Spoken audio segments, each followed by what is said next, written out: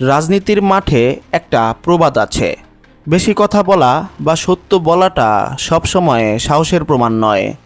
কখনো কখনো এটা নিজের মৃত্যু পরোয়ানা সই করার মতো। 2026 সালে বাংলাদেশে দাঁড়িয়ে এই কথাটি যেন আবারও প্রাসঙ্গিক হয়ে উঠেছে। সম্প্রতি সোশ্যাল মিডিয়ায় একটি কথোপকথন ভাইরাল হয়েছে, যা অনেকের পিলে চমকে দেওয়ার মতো অবস্থা তৈরি করেছে। একজন শুভাকাঙ্ক্ষী জুলাই বিপ্লবের অন্যতম লড়াকু সৈনিক নাসিরউদ্দিন পাটোয়ারীর নিরাপত্তা নিয়ে চরম উদ্বেগ প্রকাশ করেছেন। আর সে বিষয়টি নাসিরউদ্দিন পাটোয়ারী নিজেও তার প্রোফাইলে শেয়ার করেছেন। তিনি লিখেছেন, ভাই, রাজনীতির মাঠে কিছু ভালো মানুষের থাকাটা খুব জরুরি। নাসির ভাইকে একটু স্ট্র্যাটেজিক হওয়া দরকার। এতটা স্পষ্ট হওয়ার প্রয়োজন নেই সবসময়। কিন্তু ভয়ের কারণটা আসলে কোথায়? এই শুভাকাঙ্ক্ষী মেয়েটি উল্লেখ করেছেন একটি নাম, সেটি হলো ওসমান হাদি। তিনি বলেছেন, এসব পডকাস্টই হাদি ভাইয়ের জন্য সমস্যার কারণ হয়েছিল। দর্শক, ওসমান হাদি যিনি ছিলেন সত্য বলার এক অকুতোভয় সৈনিক, যাকে কিভাবে সরিয়ে দেওয়া হয়েছে তা আমরা সবাই জানি। কিন্তু আজ ঠিক একই সংখ্যায় কালো মেঘ জমে উঠেছে নাসিরউদ্দিন পাটোয়ারীর আকাশে।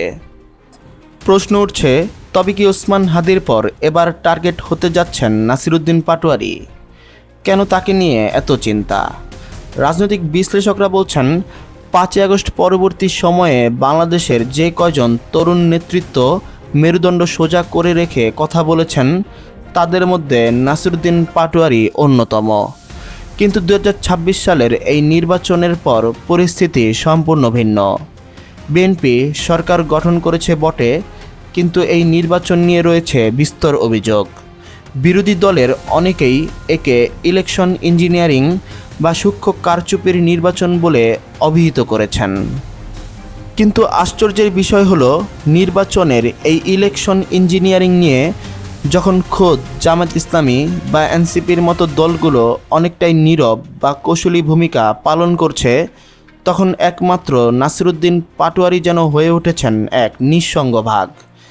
তিনি কোনো রাগঢাক না রেখেই বর্তমান সরকারকে ইলেকশন ইঞ্জিনিয়ারিংয়ের মাধ্যমে ক্ষমতায় আসা সরকার বলে তোপ ডাকছেন। সূত্র বলছে, সরকারের শীর্ষ মহলে পাটোয়ারীর এই ভদ্রকণ্ঠ নিয়ে চরম অস্বস্তি তৈরি হয়েছে। যেখানে বড় বড় রাজনৈতিক দলগুলো হয়তো কোনো সমঝোতায় বা ভবিষ্যৎ সমীকরণের কথা চিন্তা করে চুপ করে আছে, সেখানে পাটোয়ারীর এই অবিরাম সত্য বচন সরকারের বৈধতার প্রশ্নে বড় ধাক্কা দিচ্ছে। আর ইতিহাস বলে, স্বৈরাচারী বা কর্তৃত্বপরায়ণ সরকারগুলো তাদের পথের কাঁটা সরাতে সবসময়ই পডকাস্ট বা জনমত তৈরির কারিগরদের ভয় পায়। ওসমান হাদির ক্ষেত্রেও আমরা দেখেছি, তিনি মূলধারার মিডিয়ার চেয়েও অল্টারনেটিভ মিডিয়া বা পডকাস্টে অনেক বেশি অ্যাক্টিভ ছিলেন এবং ঠিক সেই কারণেই তিনি টার্গেট হয়েছিলেন। আজ পাটোয়ারীও ঠিক একই পথে হাঁটছেন। বিশ্লেষকদের মতে, জামায়াত ইসলামী বা এনসিপির মতো নেতারা হয়তো ভাবছেন, এই মুহূর্তে বিএনপির সাথে সরাসরি সংঘাতে না গিয়ে স্ট্র্যাটেজিক সাইলেন্স বজায় রাখাটাই বুদ্ধিমানের কাজ। জামায়াত হয়তো তাদের সাংগঠনিক শক্তি বৃদ্ধি এবং প্রশাসনের রন্ধ্রে রন্ধ্রে নিজেদের অবস্থান শক্ত করার দিকেই মনোযোগ দিচ্ছেন। তাই তারা নির্বাচনে ত্রুটি নিয়ে খুব একটা উচ্চবাক্য করছে না। এনসিপির মধ্যেও হয়তো বিভক্তি বা নেতৃত্বের দুর্লমানতা কাজ করছে।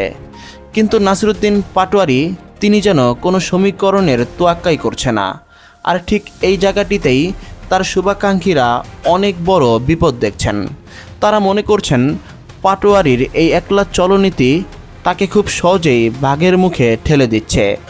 সোশ্যাল মিডিয়ায় তার অনুসারীরা বলছেন, আমরা আর কোনো লাশ চাই না, আমরা চাই নাসির ভাই বেঁচে থেকে লড়াইটা চালিয়ে যাক। তবে কি সরকার তাকে থামিয়ে দেওয়ার পরিকল্পনা করছে?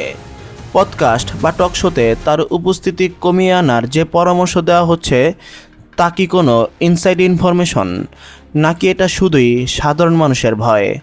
সরকারের ভেতরে থাকা একটি অংশ মনে করছে, পাটোয়ারীর মতো নেতারা যদি এভাবে প্রকাশ্যে নির্বাচনের বৈধতা নিয়ে প্রশ্ন তুলতে থাকেন এবং তরুণ সমাজকে উস্কে দেন, তবে সরকারের স্থায়িত্ব হুমকির মুখে পড়তে পারে।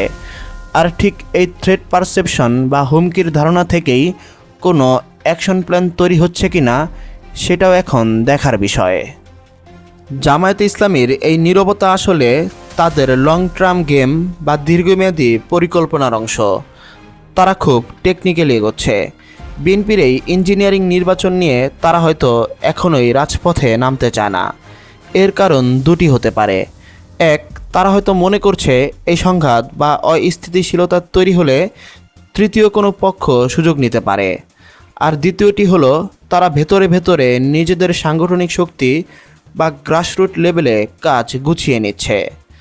জামায়াত হয়তো ভাবছে বিএনপিকে তাদের ভুলের মাসুল দিতে দেওয়া হোক, আর সেই ফাঁকে তারা নিজেদের বিকল্প শক্তি হিসেবে প্রস্তুত করবে। এটাকে অনেকেই বলছেন স্মার্ট পলিটিক্স, আবার অনেকেই বলছেন সুবিধাবাদী অবস্থান।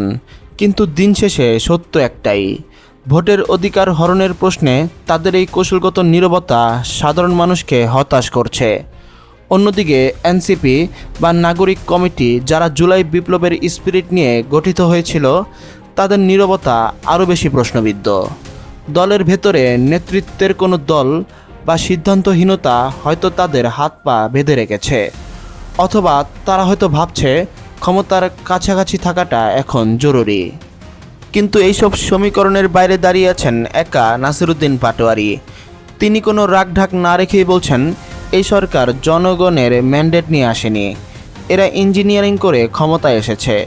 আর ঠিক এই কথাটি তাকে বর্তমান শাসকদের চোখে নাম্বার 1 শত্রু বানিয়ে দিয়েছে। দর্শক খেয়াল করবেন, ওসমান হাদির ক্ষেত্রেও ঠিক একই প্যাটার্ন বা ছক দেখা গিয়েছিল। হাদি মেইন স্ট্রিম মিডিয়ার তোয়াক্কা করতেন না। তিনি পডকাস্ট, ইউটিউব বা সোশ্যাল মিডিয়ায় তরুণদের মগজে এমন সব চিন্তা ঢুকিয়ে দিতেন যা সরকারের জন্য ছিল ভয়ের কারণ। নাসিরউদ্দিন পাটোয়ারীও ঠিক সেই কাজটিই করছেন। তিনি বিভিন্ন পডকাস্টে গিয়ে নির্বাচনের ভেতরের খবর, কারচুপির ধরন এবং প্রশাসনের অপব্যবহার নিয়ে এমন সব তথ্য ফাঁস করছেন যা সরকারকে বেকায়দায় ফেলছে। সরকারের থিঙ্ক ট্যাঙ্করা মনে করছেন পাটোয়ারীর এই বজ্রকণ্ঠ যদি থামানো না যায়, তবে খুব শীঘ্রই তরুণ সমাজ আবারও রাস্তায় নামতে পারে। সরকার হয়তো ভাবছে মিডিয়াকে নিয়ন্ত্রণ করলেই সব ঠান্ডা হয়ে যাবে, কিন্তু পাটোয়ারীর মতো নেতারা যারা ভয়কে জয় করেছেন, তারা জানেন দেয়ালে পিঠ ঠেকে গেলে পাল্টা আঘাত করতেই হয়। তবে ঝুঁকিটা হলো তিনি এখন বড্ড একা। জামায়াত বা এনসিপি যদি তাকে সাপোর্ট না দেয়, তবে এই অসম যুদ্ধে তিনি কতক্ষণেই বা টিকে থাকতে পারবেন। বিশ্লেষকরা বলছেন নাসিরউদ্দিন পাটোয়ারীকে এখন তার স্ট্র্যাটেজি বা কৌশল বদলাতে হবে। আবেগের বর্ষবর্তী হয়ে সব সত্য সব জায়গায় বলে ফেলাটা সাহসিকতা হতে পারে, কিন্তু রাজনীতির দাবায় খেলায় টিকে থাকার জন্য সেটা সবসময় বুদ্ধিমানের কাজ নয়। তাকে বুঝতে হবে তার বেঁচে থাকাটা এই জাতির জন্য কতটা জরুরি। ওসমান হাদির মতো আরেকটি নক্ষত্র হারিয়ে গেলে এই জাতিকে পথ দেখানোর হয়তো আর লোক পাওয়া যাবে না। সবশেষে সরকারের কাছেও অনেকে প্রশ্ন রাখছেন, ইলেকশন ইঞ্জিনিয়ারিং করে ক্ষমতায় আসা হয়তো সহজ, কিন্তু সত্যকে কবর দেওয়া কি এতটাই সহজ? সবশেষে সরকারের কাছেও অনেকেই প্রশ্ন রাখছেন, ইলেকশন ইঞ্জিনিয়ারিং করে ক্ষমতায় আসা হয়তো সহজ, কিন্তু সত্যকে কবর দেওয়া কি এতটাই সহজ? নাসিরউদ্দিন পাটোয়ারীর মুখ বন্ধ করলে কি তারা ক্ষমতার বৈধতা অর্জন করবে? প্রিয় দর্শক, আপনারা কি মনে করেন, নাসিরউদ্দিন পাটোয়ারী কি তার এই সাহসী অবস্থানের জন্য বিপদে পড়বেন, নাকি জামায়াত এবং এনসিপির উচিত এখনই তার পাশে দাঁড়ানো? কমেন্টে জানিয়ে দিন আপনার মূল্যবান মতামত।